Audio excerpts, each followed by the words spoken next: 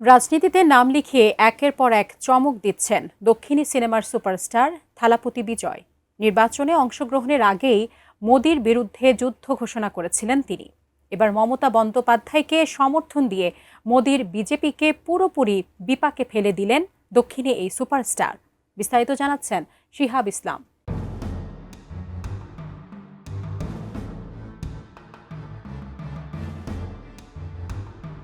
পশ্চিমবঙ্গ বিধানসভা নির্বাচনকে ঘিরে ক্রমেই উত্তাপ বাড়ছে ভারতের রাজনীতিতে। দেশের বিভিন্ন প্রান্তের নেতারা যখন ক্ষমতাসীন দল মোদির বিজেপির পাশে দাঁড়াচ্ছেন, তখন মমতা বন্দ্যোপাধ্যায়কে সমর্থন দিয়ে নতুন করে আলোচনায় এলেন তামিল সুপারস্টার থালাপতি বিজয়। সম্প্রতি সামাজিক যোগাযোগ মাধ্যমে ভাইরাল হওয়া এক ভিডিওতে দেখা গেছে বিজয় এক জনসভা থেকে মমতা বন্দ্যোপাধ্যায়ের প্রশংসা করছেন। তিনি বলছেন, নির্বাচন কমিশনের বিরুদ্ধে অন্যায়ের প্রতিবাদে মমতার লড়াই দেশজুড়ে অনুপ্রেরণা যোগাচ্ছে।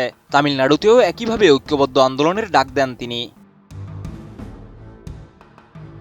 আমি বুঝি নির্মাণের শিল্প, সালাম স্টিল বোঝে ডিউরেবিলিটি। সালাম স্টিল, মোস্ট ডিউরেবল স্টিল। তবে থালাপতি বিজয় ছাড়াও বিরোধী জোটের একাধিক নেতাও ইতিমধ্যে মমতার সমর্থনে সরব হয়েছেন, যাদের মধ্যে রয়েছেন অখিলেশ যাদব, অরবিন্দ কেজরিওয়াল এবং হেমন্ত সোরেন। এছাড়া বিহারের আরজেডি নেতা তেজস্বী যাদব ইতিমধ্যে তৃণমূলের পক্ষে প্রচারে অংশ নিয়েছেন। অন্যদিকে বিজেপির বিরুদ্ধে তীব্র আক্রমণাত্মক বক্তব্য দিয়েছেন মমতা বন্দ্যোপাধ্যায়ও। একাধিক জনসভায় তিনি বিজেপিকে হানাদার ও হাল্লা বাহিনী বলে কটাক্ষ করেন। এমনকি প্রধানমন্ত্রী নরেন্দ্র মোদী এবং স্বরাষ্ট্রমন্ত্রী অমিত শাহকে নিশানা করে ভোট প্রতিক্রিয়া হস্তক্ষেপ করা হচ্ছে বলে অভিযোগ করেন তিনি।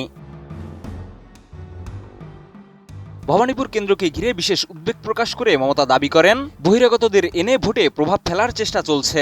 একই সঙ্গে কৃষক আত্মহত্যা, শ্রমিকদের বেকারত্ব এবং ধর্মের ভিত্তিতে ভোটের রাজনীতির অভিযোগও তোলেন তিনি।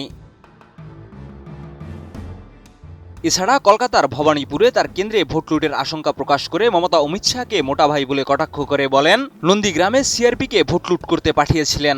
তাকে নিয়ে মিটিং করে বলেছে ভোট স্লো করে দাও, যাতে মানুষ ভোট দিতে না পারে। আমার ভবানীপুরে দায়িত্ব দিয়েছে, আমার বয়েই গেছে, তোরা কাজকলা করবি আমার।